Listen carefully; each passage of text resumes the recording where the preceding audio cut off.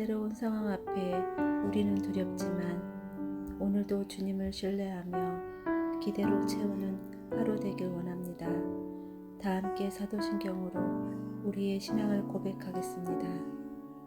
전능하사 천지를 만드신 하나님 아버지를 내가 믿사오며 그 외아들 우리 주 예수 그리스도를 믿사오니 이는 성령으로 잉태하사 동정녀 마리아에게 나시고 본디오 빌라드에게 고난을 받으사 십자가에 못 박혀 죽으시고 장사한 지 사흘 만에 죽은 자 가운데서 다시 살아나시며 하늘에 오르사 전능하신 하나님 우편에 앉아 계시다가 저리로서 산자와 죽은 자를 심판하러 오시리라. 성령을 믿사오며 거룩한 공회와 성도가 서로 교통하는 것과 죄를 사하여 주시는 것과 몸이 다시 사는 것과 영원히 사는 것을 믿사옵나이다. 아멘.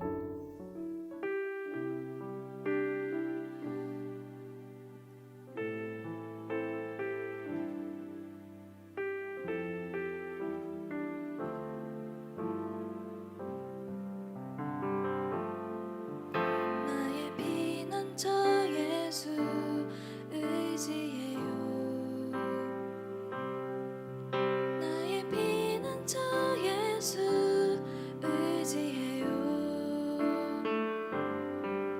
나의 가는 길에 거센 바람 몰아쳐와도 나의 피난처 예수 의지해요.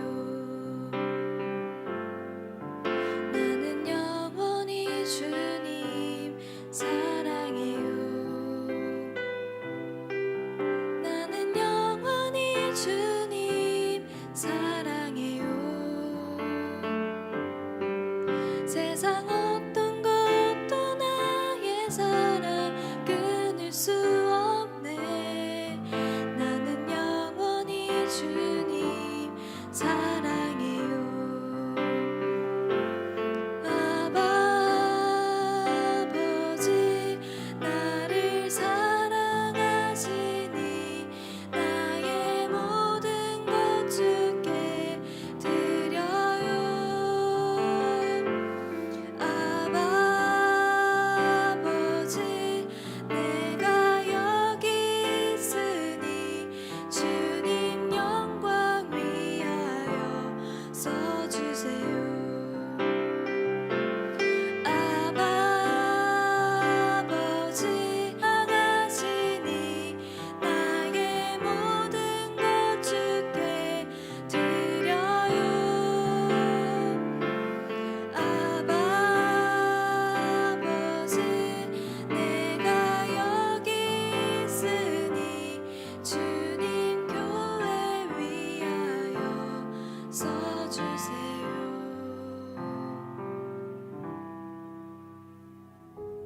오늘 우리가 함께 나눌 말씀은 예레미야 50장 1절부터 5절까지입니다.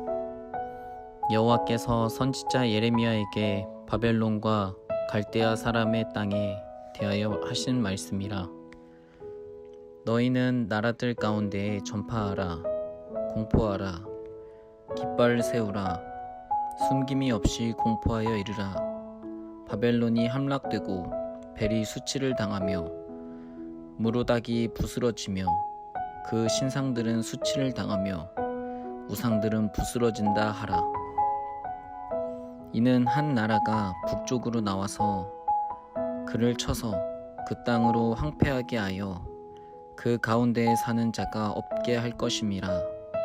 사람이나 짐승이 다 도망할 것임이니라. 여호와의 말씀이니라. 그 날 그때에 이스라엘 자손이 돌아오며 유다 자손도 함께 돌아오되 그들이 울면서 그 길을 가며 그의 하나님 여호와께 구할 것이며 그들이 그 얼굴을 시온으로 향하여 그 길을 물으며 말하기를 너희는 오라 잊을 수 없는 영원한 언약으로 여호와와 연합하라 하리라. 아멘. 반갑습니다. 오늘 예레미야 50장 1절부터 5절을 중심으로 길이라는 주제의 말씀을 함께 나누겠습니다. 예레미야는 처음에 유다에 대한 말씀이 길게 나왔고 그 후에 이방 나라들에 대한 말씀까지 쭉 나왔습니다. 남유다에 대한 말씀은 곧 바벨론이 쳐들어올 거니까 순순히 끌려가라. 거기에서 너희가 하나님의 백성으로 회복되어야 된다. 이런 내용이었습니다.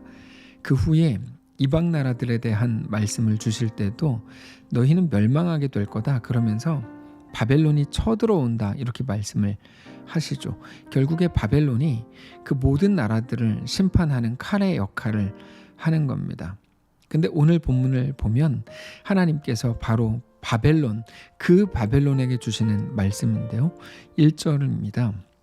여호와께서 선지자 예레미야에게 바벨론과 갈대아 사람의 땅에 대하여 하신 말씀이라. 자, 그런데 이 말씀의 핵심이 뭐냐면 이제까지는 칼의 역할을 했던 바벨론도 얼마 지나지 않아서 곧 멸망한다는 것입니다. 2절입니다. 너희는 나라들 가운데 전파하라, 공포하라, 깃발을 세우라, 숨김이 없이 공포하여 이르라. 바벨론이 함락되고 벨이 수치를 당하며 무로닥이 부스러지며 그 신상들은 수치를 당하며 우상들은 부스러진다 하라. 자, 이제까지 다른 나라들의 멸망을 예언할 때만 해도 어느 정도 이해가 됐을 겁니다. 야, 역시 바벨론이 강력하긴 하다. 이렇게 생각을 했을 겁니다. 근데 오늘 본문에서 갑자기 그렇게 강력한 바벨론이 멸망한다 그러니까 혹시 저 말이 사실인가? 예레미야가 혹시 잘못 들은 건 아닌가? 이런 생각을 하는 거죠. 근데 이 모든 말씀들은 전부가 다 사실이었습니다. 여기 보면 바벨론이 함락되고 벨이 수치를 당한다 이렇게 돼 있는데 벨이 누구냐면 바벨론이 섬겼던 신 이름입니다. 그러니까 그 강력한 바벨론, 그래서 모두가 두려워하던 바벨론이 망한다는 거죠. 모두가 이 말을 들었을 때 깜짝 놀라는 겁니다. 사실 바벨론이 망한다는 것은 누구도 상상하지 못했던 일이기 때문이죠. 이제까지 예레미야에서는 칼의 역할을 북쪽이라는 표현으로 표현했었습니다. 대부분이 바벨론을 의미하는 거였죠. 북쪽에서 한 나라가 일어나서 북쪽에서 누군가가 와서 이런 식의 표현들이 있었는데 바벨론, 애굽 이런 식으로 누군가를 지칭하기보다 그저 북쪽이라는 말로 이렇게 상징적으로 사용을 했었습니다. 오늘 본문에서도 바벨론에 대해서도 동일한 표현을 쓰십니다. 3절을 보시면 이는 한 나라가 북쪽에서 나와서 그를 쳐서 그 땅으로 황폐하게 하여 그 가운데 사는 자가 없게 할 것임이라. 사람이나 짐승이 다 도망할 것임이라. 물론 바벨론을 나중에 무너뜨리는 건 이제 페르시아인데 페르시아는 바벨론의 북쪽이 아니라 동쪽에 있는 나라입니다. 그러니까 이 북쪽이라는 말은 누군가 너보다 더 강력한 존재가 있다 이런 의미로 쓰이는 겁니다. 아무튼 그렇게 사람이나 짐승까지도 모두가 다 도망가게 된다는 것이죠. 자, 바벨론 입장에서는 자기들이 전쟁에서 이기다 보니까 당연히 자기들이 잘해서 이기는 줄 알았을 겁니다. 근데 절대로 그렇지 않다는 것을 하나님께서 말씀하고 계시는 거죠. 네가 얼마나 대단한지 몰라도 하나님 앞에서도 아무것도 아니다 이 얘기예요. 바벨론도 지금은 칼의 역할을 맡았지만 온전히 정신 차리지 않으면 금방 멸망할 존재라는 것을 알아야 되는 거죠. 자, 이제까지 바벨론이 모든 것을 다 무너뜨렸습니다. 어떻게 보면 칼의 역할을 거의 완벽하게 행했다고 말할 수 있을지도 모르겠지만 아니요, 그만큼 그들은 교만해진 상태였죠. 많은 민족들은 바벨론에 의해 멸망했고 남유다는 바벨론의 포로로 끌려갔습니다. 이런 모든 역사들이 쭉 있는 거예요. 그 후에 이제 바벨론까지 멸망하게 된대요. 자, 그러니까 어떻습니까? 하나님의 모든 계획들이 마치 완성이 돼가는 그런 느낌이 드는 거죠. 이제 하나님의 뜻이 너무나 명확해진 겁니다. 남유다의 백성들이 바벨론 포로로 있는 동안에 하나님의 온전한 백성들로 세워지게 될 거다. 그게 하나님께서 말씀하시는 최종 뜻이라는 거죠. 4절입니다. 여호와의 말씀이니라. 그날 그때에 이스라엘 자손이 돌아오며 유다 자손도 함께 돌아오되 그들이 울면서 그 길을 가며 그의 하나님 여호와께 구할 것이며. 자, 바벨론 포로를 두고 바벨론 학교라고 말했던 것을 기억하실 겁니다. 학교 가야 됩니다. 학교에 가서 배워야만 그 아이가 자라날 수 있습니다. 근데 아이들은 학교에 가기 싫죠. 방학만 좋아합니다. 배움과 성장이 아니라 당장 노는 거, 당장 편한 것만을 생각하기 때문입니다. 그러나 부모는 아이가 힘들어 한다고 해서 야 그러면 놀아라 이렇게 말하지 않습니다. 혼내고 때려서라도 아이를 옳은 길로 이끌어주죠. 부모는 옆집 아저씨가 아닙니다. 옆집 아저씨는 그냥 나이스한 척만 하면 됩니다. 그러나 부모는 아이에게 대한 책임감을 느끼죠. 아이를 그래도 사람처럼은 키워야 된다 이렇게 생각하기 때문입니다. 하나님의 백성에게 대한 하나님의 마음이 더욱더 그렇습니다. 모든 일들을 만날 때 더 온전한 하나님의 백성이 되게 하는 것이 하나님의 백성들에게 대한 하나님의 목적입니다. 지난 수요 예배 때 나누었던 말씀을 기억해 보십시오. 요압은 모든 좋은 것들을 다 가지고 있었습니다. 실력이 있었고 전쟁에서 승리를 했고 다윗에게 대한 충성심을 가지고 있었습니다. 좋은 군사들을 보유하고 있었고 명예도 있었습니다. 대단한 권력도 가지고 있었습니다. 여러분, 세상은 거기까지 봅니다. 무엇을 가졌는가? 그가 그래서 몇 살에 무엇을 가지고 있는가? 무엇을 이루었는가? 근데 하나님은 어떻습니까? 거기에 관심 있는 게 아니고 그것들이 그를 어디로 이끄는가 여기에 관심을 가지십니다. 그거를 보고 실력이라고 부릅니다. 실력이라는 말은 그가 그거를 가질 실력이 되는가 이거를 의미하는 겁니다. 우리는 돈을 가지고 싶습니다. 그러나 돈을 가지고도 교만하지 않을 실력을 갖는 게 훨씬 더 중요한 일이죠. 그거야말로 돈을 가질 실력이라는 겁니다. 어떤 사람들은 이성 친구를 가지고 싶어 합니다. 뭐 남자친구, 여자친구 혹은 나 결혼하고 싶어요 이렇게 말하죠. 근데 그런 것들을 가져도 못나지 않을 실력을 갖추는 게 훨씬 더 중요한 일이죠. 남자친구 있으면 뭐해요? 그렇게 못난 짓들 하는데. 혹은 여자친구 있으면 뭐합니까? 못나게 구는데. 뭐 그런 식이죠. 건강이든 명예든 권력이든 모든 게 다 마찬가지입니다. 단지 사람들이 부러워할 만한 좋은 것들, 그것들만이 아니죠. 부족한 것, 못난 것, 모자란 것들마저도 다 마찬가지입니다. 약한 것, 없는 것, 천한 것, 부끄러운 역사를 가진 것조차 그 모든 것들이 우리로 하여금 하나님께 나아가게 한다면 그것이야말로 가장 존귀한 것이 된다는 것이죠.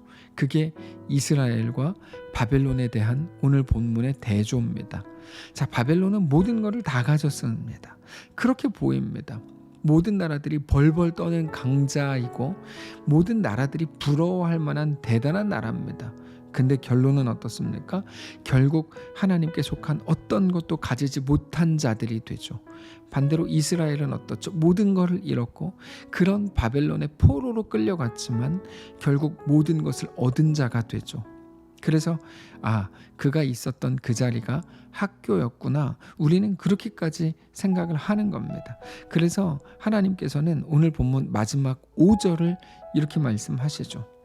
그들이 그 얼굴을 시온으로 향하여 그 길을 물으며 말하기를 너희는 오라 잊을 수 없는 영원한 언약으로 여호와와 연합하라 하리라. 자, 이 마지막 부분의 표현이 너무 멋있습니다. 너희는 오라 잊을 수 없는 영원한 언약으로 여호와와 연합하라. 이 짧은 한 구절이 얼마나 소중하게 다가오는지 모릅니다. 잊을 수 없는 영원한 언약 이렇게 말씀하시죠. 나는 너희의 하나님이 되고 너희는 내 백성이 되리라. 이게 언약인데 이거에 대해서 절대로 잊지 않으시고 절대로 모른 척 하시지 않겠다는 겁니다. 누가요? 하나님이요. 그리고 하나님의 그 의지, 하나님의 실력, 하나님의 이끄심을 통해서 하나님의 백성이 하나님과 비로소 연합하게 된다는 거죠.